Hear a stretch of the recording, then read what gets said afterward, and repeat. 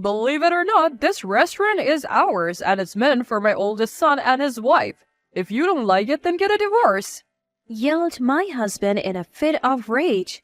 Following him, my husband's brother, now called Mike, made his arrogant claim. "I'm part of this family too, you know. Surely I deserve some part in the restaurant." Not to be left out, Mike's wife Karen also berated me. "You don't deserve to run such a fine establishment. Get out already." I felt a surge of anger within me. I couldn't care less about what happened to these people. I decided there and then to put them in their place once and for all. The first order of business to correct their misguided notions. I can't help but smirk at the thought of the look on their faces when they find out the truth. My name is Natalie Farrell. At 35, I'm running a sushi restaurant. I have many regular customers and thankfully the business is doing well. The shop was originally started by my grandparents. Both of my parents passed away from illness when I was young, so my grandparents became my guardians. As I helped out in the shop, I became interested in becoming a sushi chef and taking over the shop. After graduating from the culinary school, I started working in the restaurant immediately. I learned how to make sushi from my grandfather and how to serve customers from my grandmother. Thanks to their guidance, I became a competent chef and developed proper etiquette. For a while, the three of us ran the shop. But when I turned 23, a man named Steve Farrell came to our shop. He was 5 years older than me. He used to be a sushi chef, but the shop he had been working at had closed down, so he was looking for a new job. My grandparents were considering retirement due to their old age. They had mentioned that they wanted one more employee, so we decided to hire him. His skills were undeniable, and he quickly became a valuable asset. I learned a lot from him, and we eventually grew close and got married when I was 25. My grandparents thought Steve was a reliable and honest man, and they felt secure with him. Our married life went well, and after my grandparents retired, we continued to run the shop together, supporting each other. However, when I was 31, my grandmother passed away from an illness. The following year, my grandfather also passed away. Since then, my husband's attitude started to change gradually. When I was in the kitchen, he would become grumpy and started saying things like, You should focus on serving the customers. I want to hone my sushi making skills, so I want to be in the kitchen as much as possible." Since he was so passionate about sushi, I understood and began to take over more of the serving duties. However, the real reason behind my husband's change of attitude was something different. About half a year later, I overheard him saying something on the phone. "Natalie is a woman, right? I don't like the fact that she's a sushi chef." I was very sad. I was shocked to learn that my loving husband thought this way about me. Sushi is a traditional dish and there is a strong tradition of male dominance in this field. Therefore, the number of female sushi chefs is low. However, this attitude is starting to change and there are more restaurants accepting female chefs. And I believe I am able to provide sushi that satisfies our customers. I wish he wouldn't dislike me just because I'm a woman. After hanging up the phone, my husband finally noticed my presence and hastily tried to gloss over his comments. "I was just stressed out and said it without thinking. I promise I won't say it again. Will you forgive me?" Seeing him seemingly regretful, I decided to forgive him. However, my husband started causing more problems. One day, I noticed that $3,000 had been withdrawn from our savings account. When I confronted him, he said, My brother Mike lost his job and I had to help him out. He's family after all. There's nothing we can do." Frankly, I didn't like it. The reason being, Mike is a problematic person.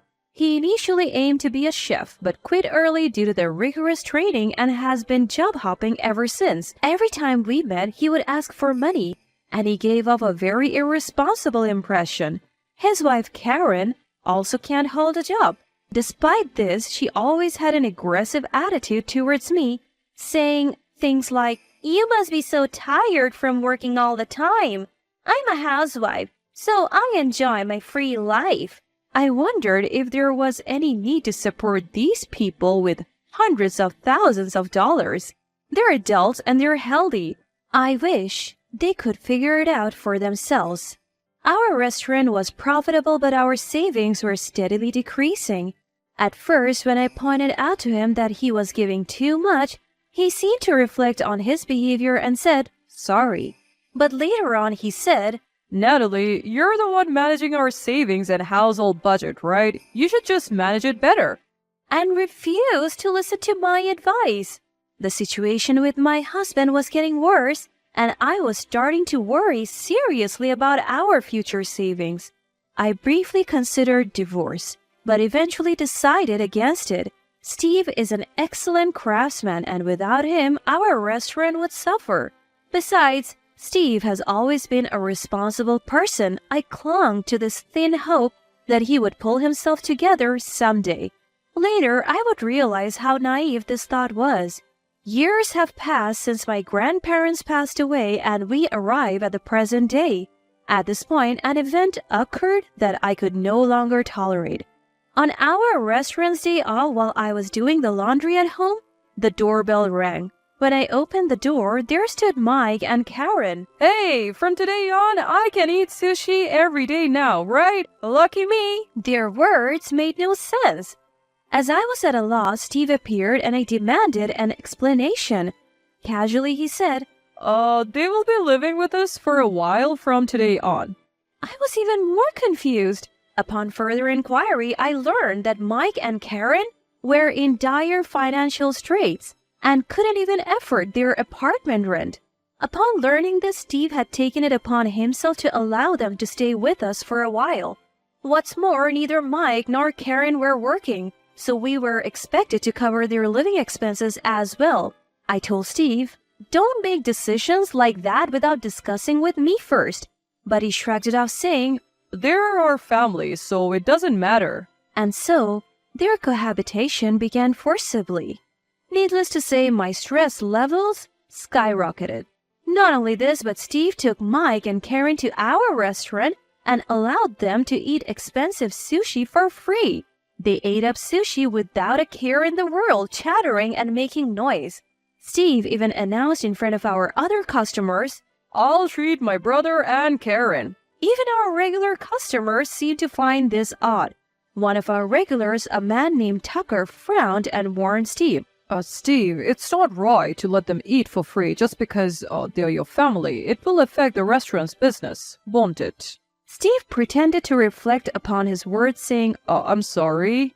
Tucker is our regular customer, and we have been close since I was a child. He's like a beloved grandfather to me, and he's always there for me, saying, If you ever have a hard time, feel free to talk to me. However, despite Tucker's warning, Steve didn't stop giving preferential treatment to Mike and Karen. Steve never scolded Mike and always showed a soft smile towards Karen. Watching Steve like this, a suspicion began to form in my mind. I hope I was just misunderstanding, but my suspicion would later prove correct. When my stress was at its breaking point, a major incident occurred. One day off, Steve, Mike, and Karen told me they had important news. Actually, we have decided to hand over our restaurant to Mike and Karen. It's been Mike's dream to become a chef, and we thought it would be a good idea. I felt dizzy. Running a restaurant is tough. I couldn't believe that Mike and Karen could manage it, and I didn't want to give the restaurant that we inherited from our grandparents to people like them. I firmly told them. Then Steve, Mike, and Karen all became furious. Steve yelled at me loudly. That's my restaurant. What I do with it is my business. Whether you like it or not, the restaurant will belong to Mike and Karen. If you don't like it, get a divorce. Mike also arrogantly said, I'm part of the family too, right? Just give me the restaurant. Karen berated me, saying, "You're not worthy of that restaurant. Get out quickly." I was filled with intense anger. I no longer cared what happened to these people. I decided to retaliate against them once and for all. First, I decided to correct the three's misunderstanding. I chuckled to myself, wondering what their faces would look like once they learned the truth. I don't know what you guys are misunderstanding, but the restaurant is something I inherited from my grandparents. It's in my name, so I can't transfer it to Steve, Mike, or Karen. As I explained this, my husband looked surprised. But I'm your husband. I should have the right to do as I please with the restaurant. Inheritances go to blood relatives. Since we don't have children, my inheritance is mine alone. Steve finally seemed to understand the mechanics of inheritance and was stunned. I was almost dumbfounded by his lack of common sense because Steve was so dedicated to sushi he lacked some common knowledge. I have often felt this way in our married life. Then, Mike started to make a fuss. Hey, you should have explained this beforehand. I finally raised my voice in anger. What? You guys were the ones who proceeded with the conversation based on your misunderstandings. You didn't even give me the time to explain. What are you saying? Annoyingly, Mike tried to counter further. But we don't care about whose name it's in. We can run the restaurant on our own. You're no longer needed, so get out. I really decided to leave if I stayed here any longer. I thought I might explode with anger. I packed only the essentials, said goodbye, and stormed out of the house. After leaving the house, I initially stayed in a cheap business hotel. There, I strategized about what to do next. I had no desire to make amends with Steve. I had finally realized that the kind Steve was nowhere to be found. I don't know if that was his true nature or if something had twisted his personality. But suddenly, I felt foolish for trusting such a horrible man. I wanted to punish him. I also wanted Mike and Karen to leave my house. I wondered how I could drive them out.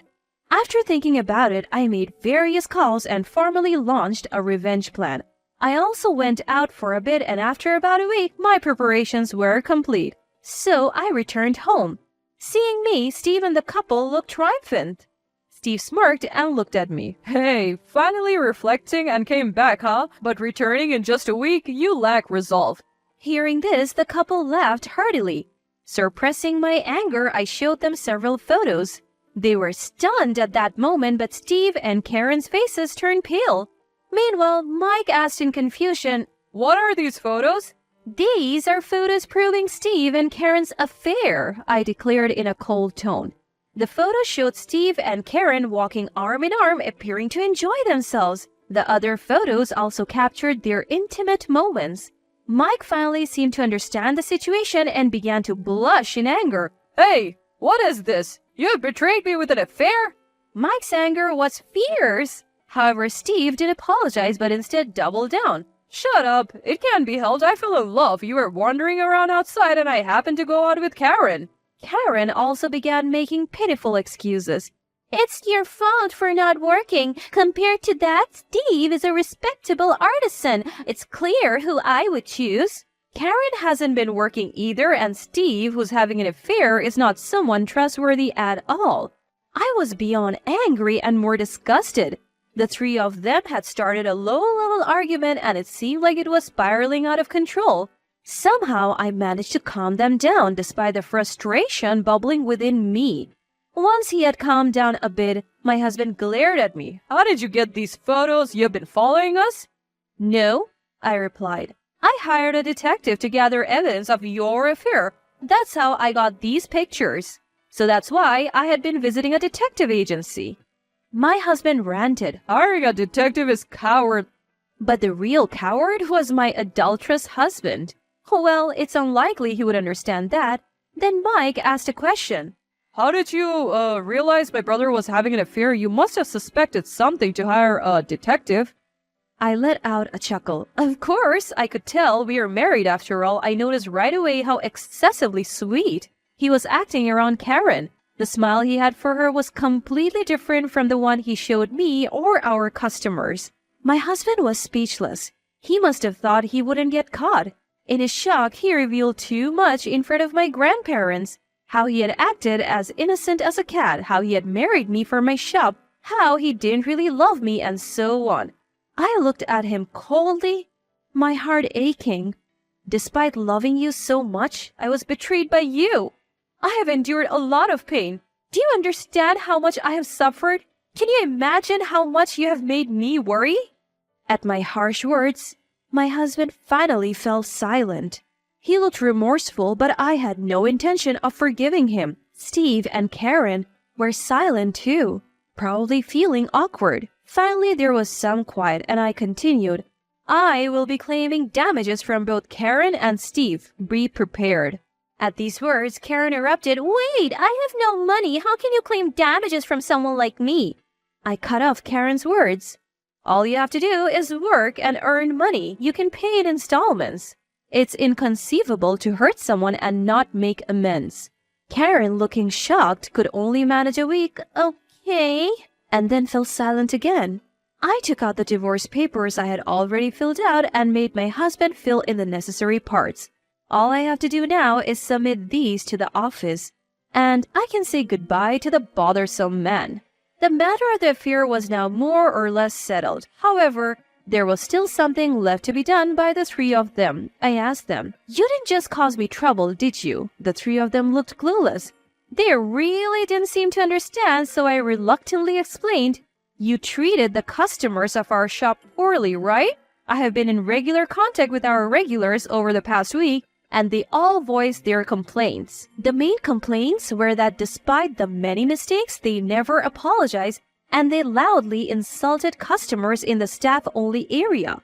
There was even a claim that Mike tried to steal change.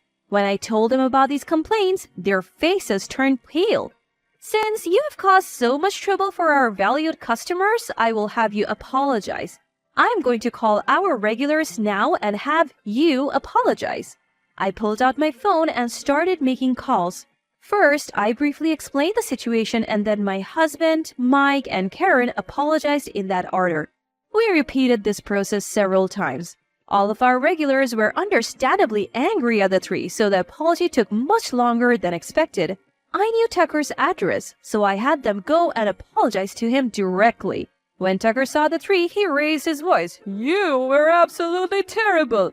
How dare you face people with that attitude? No matter how delicious your sushis are, I will never have them again. Then he looked at me and smiled kindly. Natalie, you should cut ties with these people. Even if Steve leaves, a more skilled artisan will come to your place. Yes, I am divorcing my husband too. Thank you for all your help. I'm truly grateful. Before carrying out this plan, I had also sought advice from Tucker, which had proven immensely helpful. I thanked him deeply. After leaving Tucker's house, I made sure to let Mike, Steve, and Karen know that I had reported all their misdeeds, including their infidelity, to our regulars. You three might want to continue working as chefs, but I don't think our regulars will be visiting your restaurants. If they tell others, those people probably won't either, I said. Adding insult to injury, even if the three didn't run a restaurant, the mental damage of their embarrassment being known to so many people would be significant.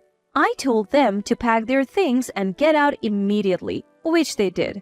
After they were kicked out, they seemed to get into a heated argument about what to do next. They were making such a commotion in the street that the police were called and they were taken away. They were trouble to the end. The three didn't end up with criminal records, but they did split up and started living separately. Mike and Karen got divorced too. I submitted the divorce papers to the government office and cleanly cut ties with my husband. Mike is still unemployed and living a poor life. I heard he's struggling daily to dodge debt collectors because of the substantial debt he owes. As I promised, I demanded alimony from my husband and Karen. Karen seems to have found a job for now. However, she was unemployed for a long time, so she can't suddenly become a high earner, and her salary seems to be quite low compared to her peers. My husband also managed to find a job and relocated to a remote state where he didn't know anyone. Yet rumors have a way of leaking out, and their past wrongdoings became known, leaving them with no place to hide. In particular, my husband and Karen have to keep working to pay their debts. I imagine their days are tougher than they expected. I hope they suffer. Even after my husband left, the restaurant is doing well. My regulars who learned about the incident started coming to the restaurant more frequently to support me. I had fewer chances to be in the kitchen due to my husband, but I have been practicing in secret, so my skills haven't deteriorated. The enjoyable days have returned and I'm living a fulfilling life. We have also gained a new employee. She's a girl who just graduated from vocational school. She's still an apprentice and has a lot to learn, but I sense a flair in her. Her attitude towards the customers is excellent, so she is well regarded among the regulars. Since we're both women, we found it easier to connect with each other, and she sometimes confides in me about her worries. I think we're building a good relationship. I even consider having her inherit the restaurant in the future. But I intend to keep doing my best as an active chef for now. While cherishing this restaurant that I inherited from my grandparents, I wanted to keep growing both as a sushi chef and as an individual.